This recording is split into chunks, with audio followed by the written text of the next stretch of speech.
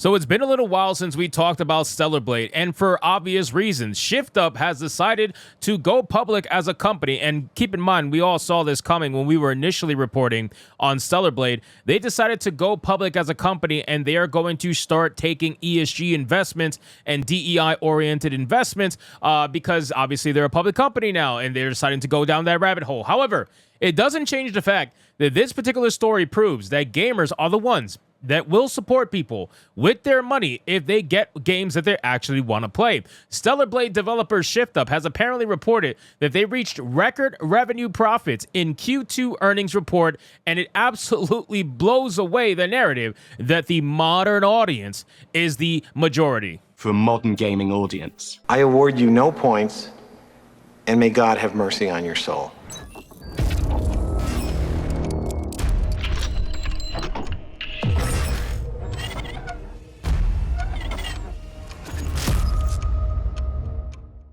Now, we've always known this to be the case. We've always known that, when it comes to who's the majority, who's the minority, blah, blah, blah, we know that the gamers are the ones who are the majority, right? They're the ones who will actually give you money. They're the ones that will actually support you if you give them something that they enjoy. They're the ones that will actually show up when something needs to be supported. Whereas the wokies, when it comes to them supporting their projects, for some reason, almost all of them die and fail because there's not enough of them, right? Even if they have a few of them that actually support the project, they can't seem to muster up enough money to give these people, any sort of success, right? And even if they do support the project en masse, unfortunately, we haven't really seen that, right? We barely see that. You can't even say Baldur's Gate 3 is that, because Baldur's Gate 3 was supported heavily by non-wokies, so it really doesn't matter. The games that we see that are meant for the modern audience, the ones that are meant to virtue signal to people who are looking to be virtue signaled to, those games, for the most part anyway, have completely and utterly failed. And I'm not even talking slightly failed. I'm talking drastically failed. I'm talking like Suicide Squad Kill the Justice League level of failure. So let's get into this article from That Park Place. But of course, before we do, if you are new here, just consider hitting that subscribe button. I would greatly appreciate it, and like the video to push us out into that YouTube algorithm. So it says, Shift Up, the developer of Stellar Blade and Goddess of Victory Nikki, reported it achieved record revenue during its Q2 earnings report. According to a report from Game World Observer, Shift Up's revenue hit $48 million for the quarter, which ended on June 3rd of 2024. That is up 65.4% year over year. Furthermore, the company did not only have record revenues, but it also achieved an operating profit of $33.1 million, which is up 49% year over year. Net profit grew 5.1% to $29.7 million.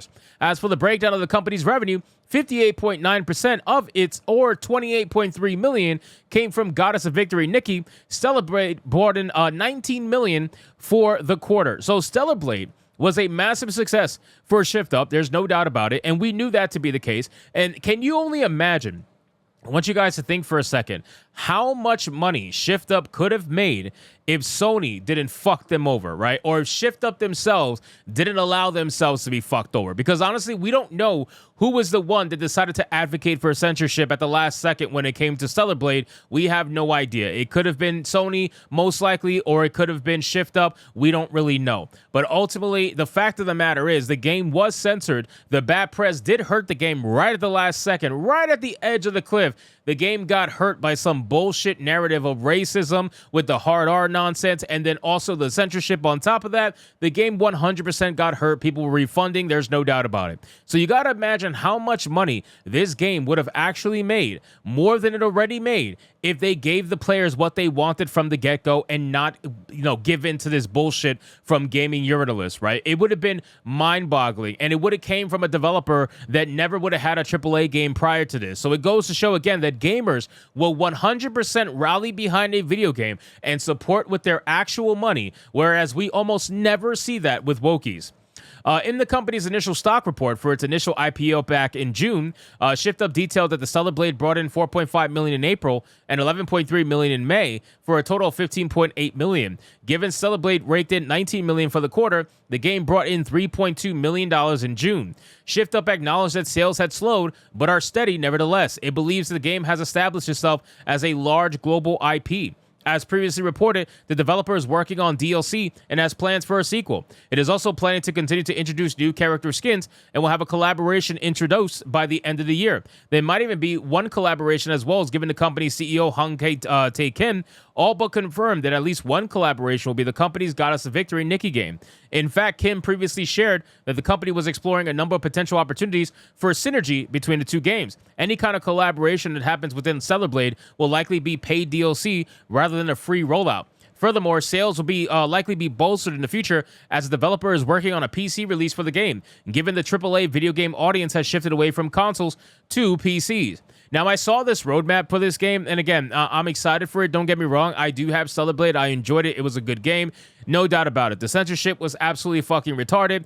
Gaming Uranilist with the hard R stuff was absolutely retarded, but at the end of the day, it was a good game nonetheless. Now, I am I'm more concerned. I'm extremely worried and more concerned about the fact that they're looking into DEI and ESG investments, right? They're looking to hire an ESG portfolio manager, somebody who is going to specifically handle reports related to ESG and DEI metrics. So it's only a matter of time before you're going to start seeing news articles about Stellar Blade giving into wokeness. It's only a matter of time. As sad as that is, it's true. I would argue that probably Stellar Blade Part 2 is going to be a hell of a lot more censored than the first one was. The first one relied on the marketing over the fact that it wasn't going to be censored in any country that it was released in. That was a big selling point for this game. Then we found out that that was not the case. That was a complete and utter lie. And then they tried to gaslight people and say they never said that. That's bullshit, right? The game was meant to be uncensored and it got censored at the last second. Now with Stellar Blade 2, now that they've established themselves on the backs of gamers, they're probably going to end up censoring the shit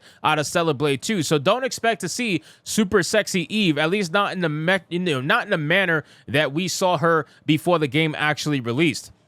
So again, guys, just think about that. Think about the nonsense that this company is going to partake in. It is going to be highly upsetting, I'm sure, to a lot of fans of Stellar Blade. There's no doubt about it. They could have raked in more money than $19 million for the quarter. But ultimately, think about the money that they're getting from ESG, right? If they can manage to get ESG investors at Shift Up, they're going to make way more money than this. They're going to make way more money. And guess where that money goes? That money is going to go into the pockets of everybody who is an executive, CEO, or whatever position you want to call it. It's going to go into the pockets of them. And they're going to be just as rich, if not richer, as they would have been if they would have released a game that people actually wanted in its full capacity. So that's the end game. That's the strategy. When they say that they're making video games for the modern audience, you guys got to understand who the modern audience is. The modern audience is not black people, as much as they want to say it is. The modern audience is not wokies, as much as they want to say it is. The modern audience is ESG investors. That's who they're making these games for. When they make games like this and they start censoring and doing all that nonsense, they are making games for the modern audience, which happens to be ESG investors, because they're hoping that by releasing this game, they can attract ESG investors that will absolutely bolster their pockets on a more personal level rather than a company-wide level. So anyway, guys, thank you so much for watching this video. Hope you did enjoy it. If you did, consider leaving me a subscribe. I would greatly appreciate it. Don't forget to like the video, comment, let me know what you thought, and I'll see you guys on the next one. Hypnotic out.